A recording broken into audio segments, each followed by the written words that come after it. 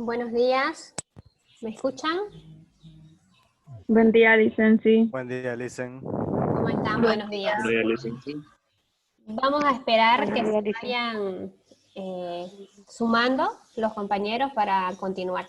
Bueno, mientras tanto pueden ir poniendo ustedes en el chat su nombre completo y presente, que ese es el medio de verificación para saber que han estado en clase.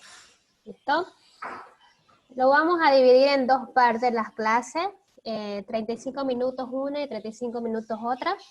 Entonces, al momento de yo que finalice esta primera clase, vuelven a entrar, ¿ya? Bajo el mismo link.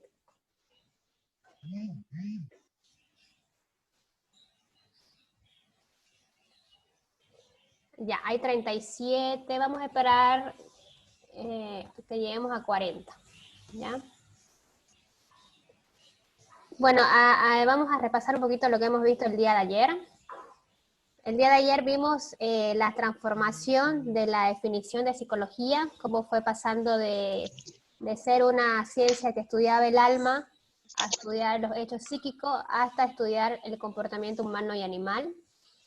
También vimos un breve repaso de los antecedentes de la historia de esta ciencia que es la psicología. Se dividió en 4 edades: en la edad antigua, en la edad media, en la edad moderna y en la edad contemporánea. En la edad contemporánea fue el boom de la ciencia porque se creó el primer laboratorio experimental, ¿no es así? Creado por el alemán Wilhelm Wundt. Eso no se les olvide. A raíz de esta creación del primer laboratorio experimental, se fue creando corrientes psicológicas, ¿no es así? Nosotros ayer vimos 2 corrientes psicológicas: el conductismo norteamericano, que el aporte más sobresaliente era el condicionamiento clásico y el condicionamiento operante. ¿Qué más vimos? ¿Qué otro? ¿Qué otra? La Gestalt también vimos, ¿no? La Gestalt. Sí. La psicología de la forma. O psicología de la forma, muy bien, que era que su mayor aporte Psicología de la fue... inteligencia. Muy Por bien. más Weiderman. Ajá, perfecto. Vimos la Gestalt, que era su aporte, la definición de percepción y cómo la suma de las partes, que lo importante es el todo, no la suma de las partes, y que también la Gestalt ya implicaba esquemas mentales, que decía que eso era importante también. Entonces, por eso el aporte más importante fue la percepción y cómo cada uno tiene su punto de vista y su propia percepción de acuerdo a su realidad.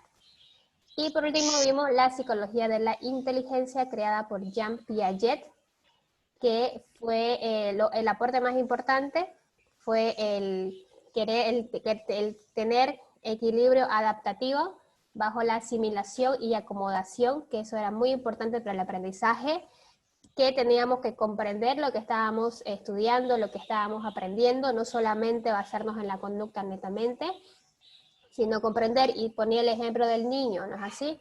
Que el niño de 3 años puede aprender a leer si nosotros le damos un estímulo, pero sin embargo no va a comprender qué es el acto de leer.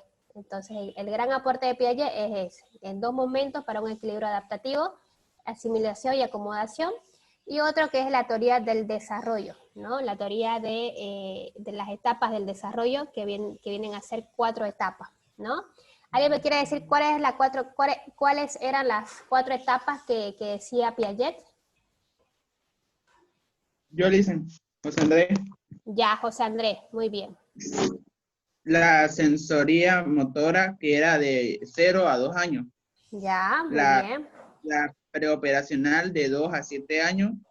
Las operaciones concretas de 7 a 12 años. Y las operaciones formales de 12 a la adultez. Muy bien, José Andrés. Bueno, hemos estado atentos y vamos a continuar con la clase. Bueno, quedamos ahí y entonces vamos a seguir viendo las corrientes que siguen. ¿Listo? Voy a compartir pantalla para que puedan ver las diapositivas. Si gustan, pueden sacarle foto también a las diapositivas. Una vez finalicemos el tema 1, yo lo voy a pasar por WhatsApp también y por la plataforma. ¿Listo? Nos quedamos aquí.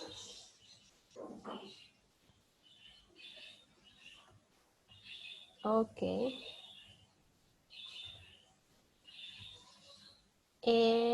Bueno, nos quedamos aquí en el... Aquí nos quedamos, ¿no? Bueno, la siguiente corriente es el psicoanálisis. Esta es una corriente muy conocida, quizás lo han aprendido en el colegio también. Fue creada por Sigmund Freud y fue fundada con la existencia de un inconsciente. El psicoanálisis hace énfasis a lo interno, a los esquemas internos, al inconsciente, al consciente, que dice que no solamente tenemos conciencia, ¿no? Sino que también tenemos detrás de la conciencia, tenemos un inconsciente que es el motor de la conducta humana. Que allí en el inconsciente están las motivaciones, los deseos, los miedos, las frustraciones que nosotros reprimimos y que la conciencia los rechaza. ¿Por qué? Porque este inconsciente es más primitivo, ¿no?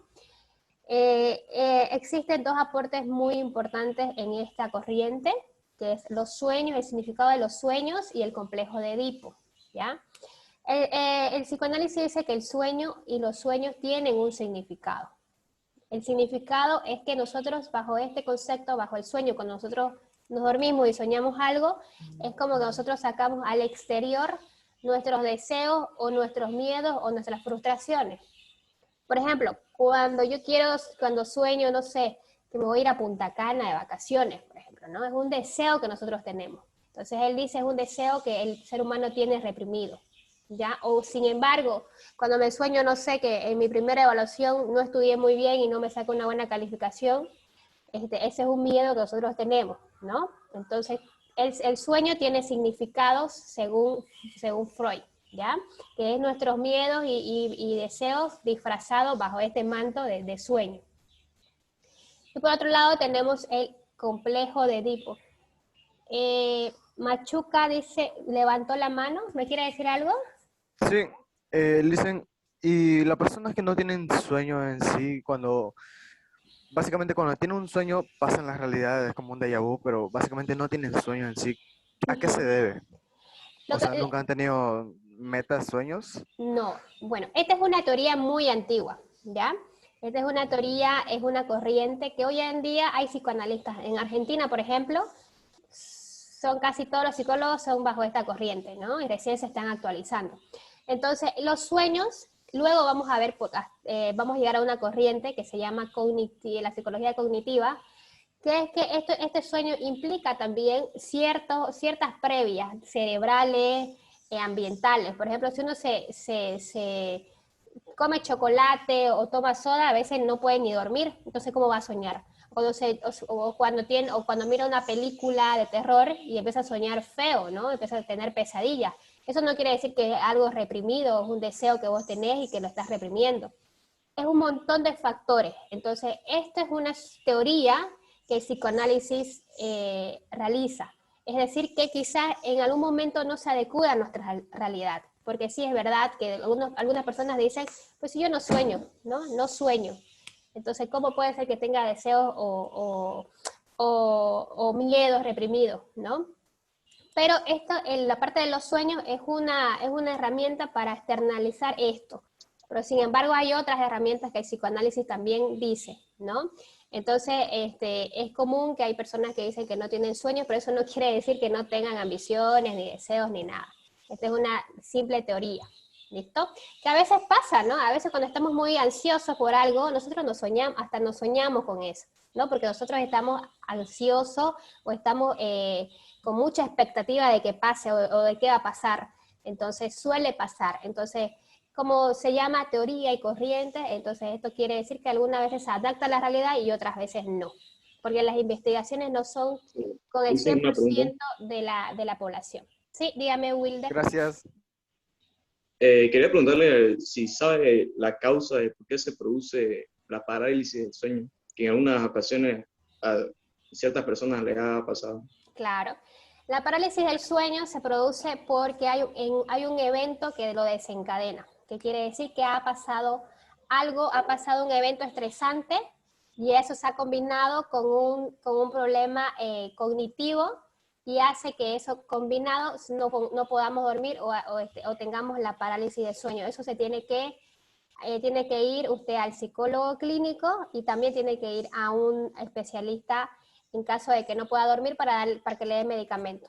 Pero eso siempre es porque ha pasado algo, alguna situación o un evento estresante que quizás no lo has tomado en cuenta y te da parálisis de sueño, ¿no? Y es muy feo, ¿no? Porque es como que un bulto o te sentís paralizado y no podés hacer nada. Y es que nosotros tenemos cuando nosotros dormimos, tenemos nuestra vigilia y a veces la vigilia está al medio. Entonces cuando estamos al medio produce parálisis del sueño.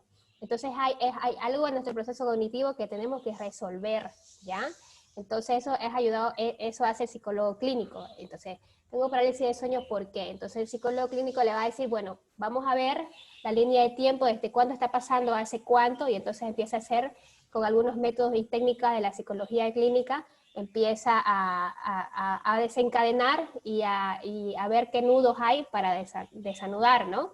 Y en caso se necesite medicamentos para que pueda dormir, eso lo tiene que el psicólogo le dice o el médico le dice. Pero eso son eventualidades que pasan que nosotros inconscientemente no lo tomamos en cuenta quizás. ¿Listo? No sé si respondí a su pregunta.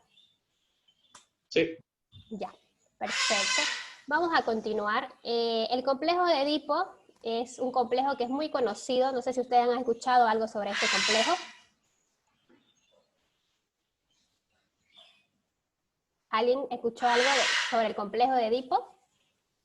Se me hace, pero no me acuerdo. No. Ya, bueno. El complejo de Edipo viene de una historia creo que es romana, que dice que el príncipe se puso celoso del papá por el amor de mamá y que cuando fue grande, mató a su papá para quedarse con su mamá, ¿no? Entonces, esta historia hace énfasis al nombre, al complejo de Edipo, porque el príncipe se llamaba Edipo, ¿ya? Entonces, ¿qué quiere decir con este aporte del psicoanálisis?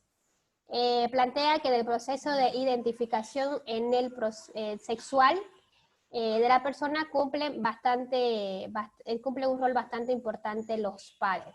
Cuando el niño está de 4 o 5 años, por ejemplo, si es varón, ama a su mamá, ¿no? Y empieza a tener una cierta rivalidad indirecta, innata con el papá. ¿Qué quiere decir? Que prefiere estar con la mamá, que cuando el papá se acerca a mamá, él como que llora o se enoja o están agarrados de las manos y lo suelta, o sea, soltarla porque es mía. Entonces eso es el complejo de Edipo. Obviamente aquí no quiere decir que el niño a los 4 o 5 años va a planificar la muerte de papá, ¿no? Eso ya esa es una historia. Entonces, pero tiene mucho que ver con esto y seguramente ustedes ahora que lo saben se van a dar un poquito de cuenta en sus sobrinos, en sus hermanitos o en algún niño que ustedes conozcan y están bajo estos términos de edades, ¿ya? Luego el suceso de edad a los 12 y en la adolescencia ya se empieza a nivelar el vínculo afectivo tanto con papá y mamá. Ya no hay esta rivalidad. Entonces aquí supuestamente Freud, el niño si sale airoso de este complejo, es decir, que si luego se dice, yo soy como mi papá cuando ya crece, ¿no? Y dice, soy como mi papá, tengo bigote, tengo pene, entonces soy como mi papá, entonces me va a gustar a mí las niñas, las chicas, ¿no? Entonces tiene una buena identificación sexual. Entonces a los 12 años ya se identifica sexualmente que le gustan las chicas, ¿no? Eso es la teoría del psicoanálisis. Hoy en día sabemos que hay diversidad sexual, ¿no? Que no solamente al varón le puede gustar la chica, sino que le puede gustar a los chicos o le puede gustar a ambos, ¿no? Pero eso es más adelante. Esto es solamente la teoría del psicoanálisis y sus aportes que en una mayor o menor forma vivimos un poquito en la realidad. ¿Listo? ¿Se entendió qué es el complejo de Edipo? Sí. También está en el libro. Está en el libro, exactamente. Todo lo que estamos hablando está en el libro, ¿ya? Para que puedan ustedes ahí complementar o subrayar algunas cosas que ustedes crean importantes. Otro aporte del psicoanálisis es la estructura del psiquismo. ¿Qué quiere decir? Que como hablábamos que su fuente investigativa del psicoanálisis es el inconsciente, En esta estructura del psiquismo se lo llama helio, ¿ya? Estos tres voy a explicar y luego voy a poner ejemplos y luego quiero que ustedes me aporten también un poquito de ejemplos, ¿ya?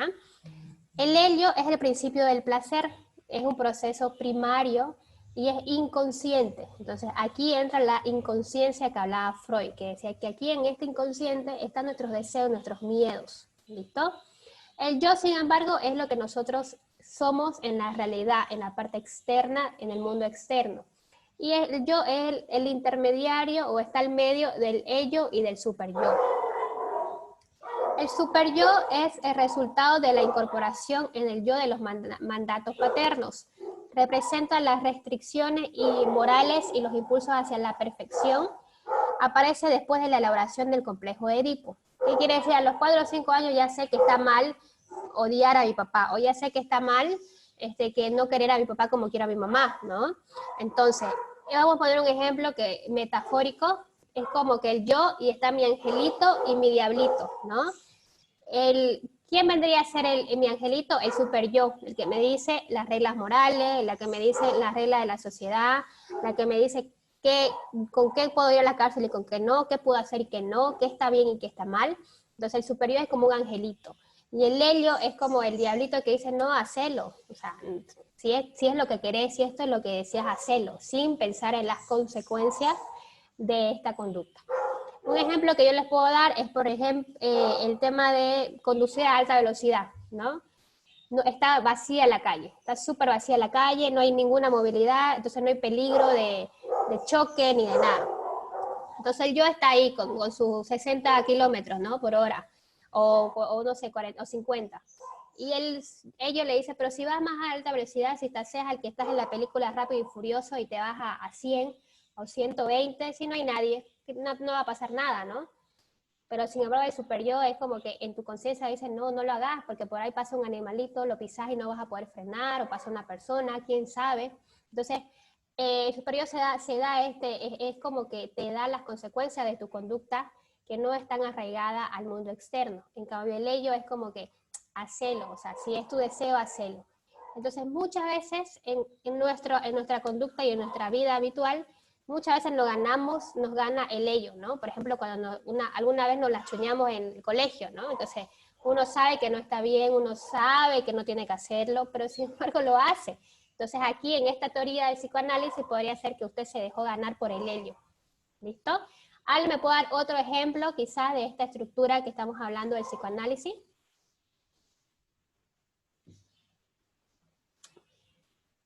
Un ejemplo más, para ver si se entendió. Puede ser también, dicen, cuando nuestros padres quizás nos mandan a hacer algo y ahí nosotros también decidimos entre ir o no ir. ¿Ese puede ser un ejemplo? Cuando decidimos no ir.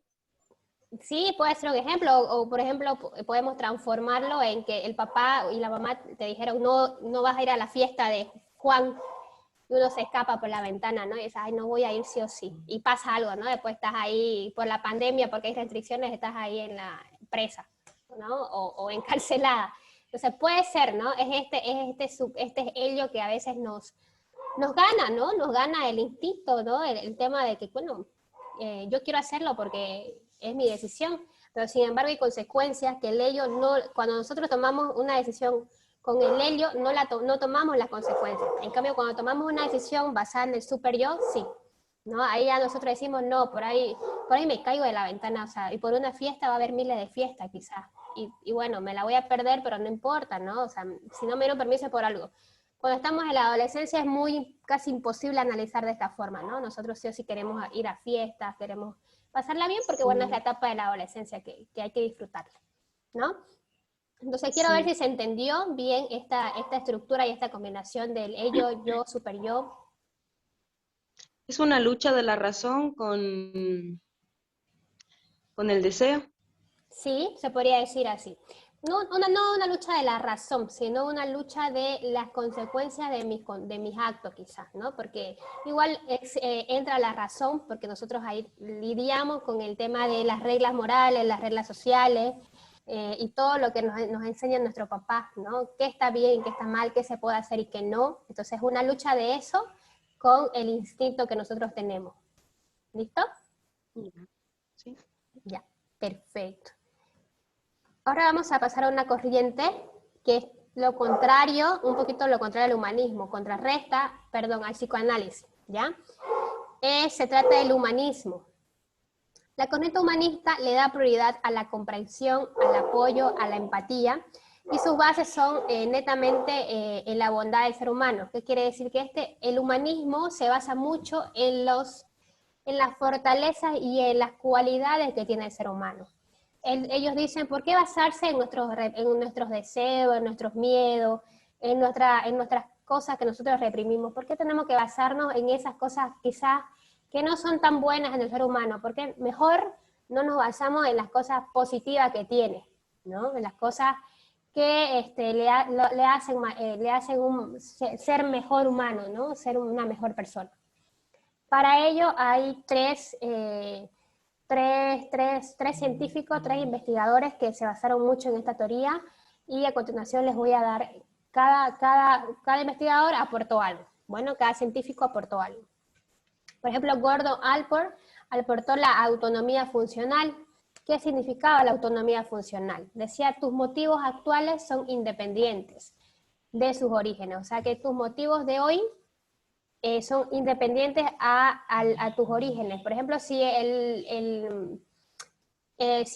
cuando eras niño te gustaba ir al parque, porque ahí jugabas y había amiguitos para jugar, en esta edad, a los 17, 16 años, te gusta ir al parque porque hay silencio, o tenés tu lugar que te gusta, o tenés a alguien que te recuerda a alguien. Entonces, el motivo por el cual vas a ir al parque a esta edad es muy diferente al motivo que vas a ir al motivo que fuiste al parque cuando eras niño, ¿no? O, por ejemplo, cuando pasabas por por el cine, ¿no? Te gustaba ir porque estaba el cine y porque veías películas, pero ahora, sin embargo, te gusta ir ahí al patio de comida porque ahí está tu restaurante favorito, o está tu tienda favorita, y vas a eso, ¿no? Por ejemplo, a Alventura, a Las Brisas. Entonces, pues, por eso dice que la autonomía funcional es en base a que los motivos de hoy son distintos y son autónomos a los motivos del pasado. ¿Listo? Otro investigador o otro científico fue el George Kelly. George Kelly, su mayor aporte fue con los constructos personales, ¿ya? Dice que se atribuye a la experiencia el resultado de la construcción personal.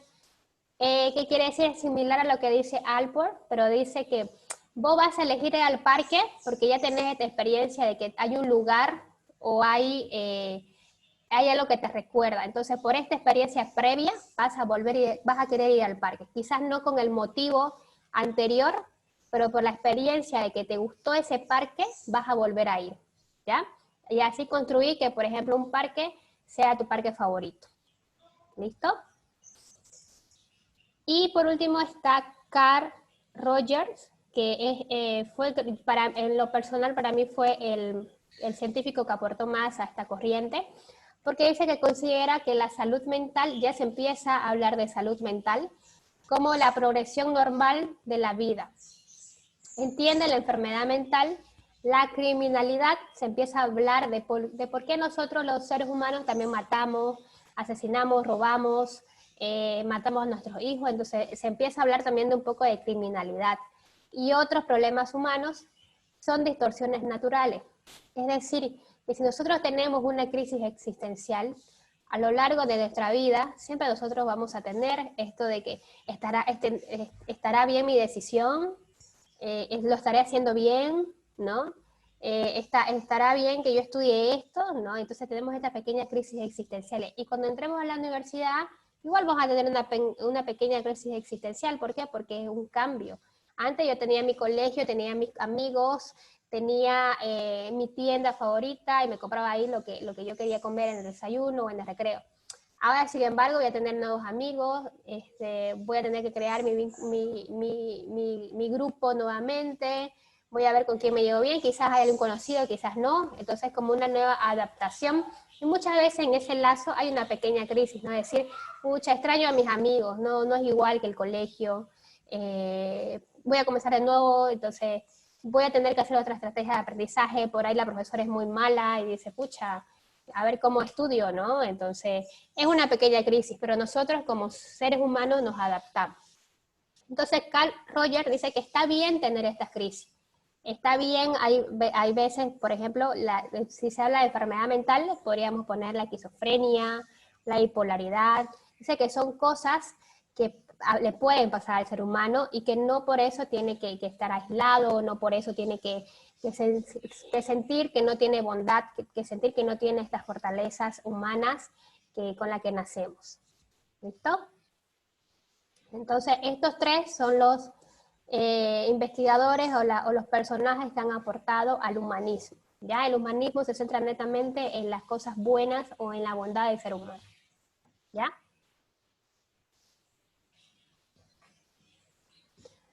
Vamos a ver. Y la psicología cognitiva, entonces vamos avanzando y mientras más avanzamos, las corrientes se van haciendo un poquito más llenas de conocimiento o más completas, por así decirlo, ¿ya? La psicología cognitiva es una de las corrientes más completas que hay, es muy actual y es muy novedosa. Está influenciada mucho por el desarrollo de las computadoras, ¿ya? ¿Por qué? Porque la psicología cognitiva combina lo que son los procesos cognitivos. ¿Cuáles son los procesos cognitivos? Son la memoria, el pensamiento, la inteligencia, el aprendizaje. Entonces dice que en base a lo que nosotros tenemos en la cognición, nosotros vamos a actuar y vamos a tener cierta conducta. ¿Ya? Entonces dice que los conceptos y creencias que la gente sostiene y las maneras que tiene de procesar la información explican los acontecimientos o las conductas, ¿ya? Por ejemplo, dice creencias, hace mucha énfasis en las creencias. En psicología cognitiva hay una teoría que también dice las creencias irracionales del ser humano. Muchas veces, por nuestra percepción y por nuestra creencia, maximizamos la situación y nos ponemos mal o nos ponemos ansiosos. Y sin embargo, esta corriente dice, a ver, vamos a plasmar cuál es la creencia que tenés vos y cuál es la creencia de la realidad. Entonces hace como que reducir un poco la ansiedad en la psicología clínica. ¿Listo? El tipo de información que recibe del medio se refiere a los contenidos que se almacenan en la mente. Como les venía diciendo, la psicología cognitiva decía que el cerebro o los procesos cognitivos son similares a una computadora, ¿no? Que nosotros almacenamos información de acuerdo a nuestra percepción, de acuerdo a cómo nosotros vemos las cosas. Por ejemplo, algunos aquí están estudiando psicología, ¿no? Van a estudiar psicología, quieren ser psicólogos. Entonces seguramente le van a prestar muchísimo más atención a esta materia que a biología, por ejemplo, ¿no? Y sin embargo, hay personas que quieren estudiar, qué sé yo, sociología, comunicación social, y le van a prestar muchísimo más atención a historia, quizás, y a psicología. Entonces, en base a la afinidad y a la percepción de la persona que va a almacenar. Entonces, cuando se habla de almacenamiento, se habla del proceso cognitivo memoria, que en la memoria hay corto plazo, largo plazo, lagunas mentales y un montón de procesos que tiene la memoria. ¿Listo? La cognitiva sostiene que según el tipo de información que capta la persona, de su medio y la forma que la ve, la va a procesar, ¿no? Y depende del tipo de estilo cognitivo y también depende del pensamiento que se tiene, lo que les había mencionado anteriormente, ¿no? Que de acuerdo a nuestras preferencias o de acuerdo a lo que nosotros estamos viendo y nos interesa, nosotros vamos a almacenar y vamos a captar muchísimo más rápido la información. ¿Listo? Por ejemplo, cuando está nuestro programa favorito y cuando hay y mi mamá quiere mirar otra cosa. Entonces, nosotros vamos a decir, no, mamá, yo quiero mirar mi programa favorito, ¿no? Entonces vamos a pelear por nuestra percepción y por nuestra creencia de que este programa deberíamos ver. Entonces, a eso se refiere la psicología cognitiva. ¿Listo? Voy a finalizar esta primera clase y van a volver a entrar, por favor, ¿ya? Porque ya se está acabando el tiempo. Bueno. Ok. Ok, bueno. Ok. Ya. La esperamos.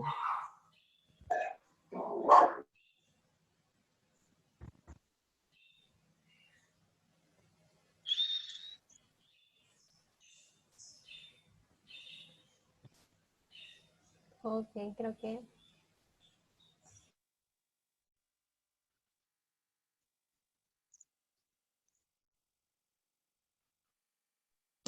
Una de Fred.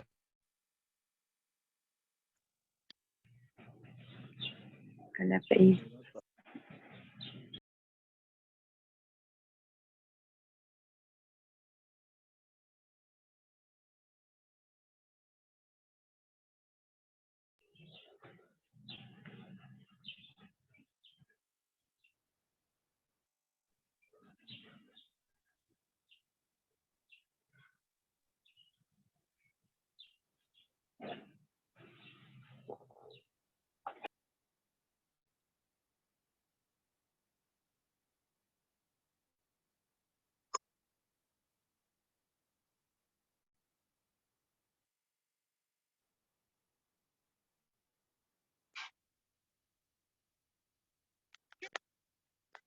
Sí, así que me dice, lo voy a volver a colocar, vamos a colocarlo en rojo, ya me dice, no ve, entonces,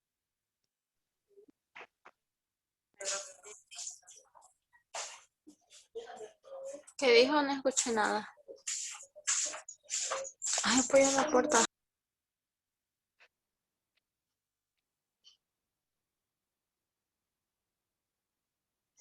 con los corchetes. Y entonces,